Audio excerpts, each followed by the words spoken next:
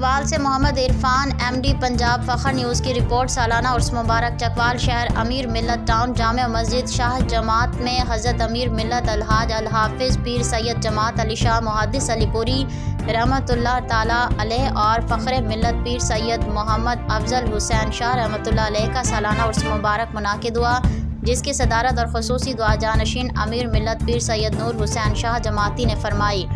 عرس زیر نگرانی الحاج محمد امیر خان جماعتی، زیر قیادت کیپٹن ریٹائرڈ مخدوم ملت حاجی محمد صادق جماعتی منعقد ہوا۔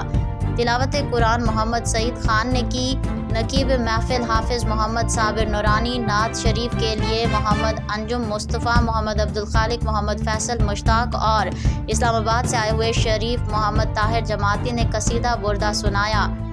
خطاب علامہ محمد فیاض حسین جماعتی اور آخر میں درود و سلام اور ختم شریف پڑھنے کی سعادت امام جامع مسجد شاہ جماعت حافظ محمد طارق جماعتی نے حاصل کی۔ محفل کے اختتام پر خصوصی لنگر کا انتظام کیا گیا۔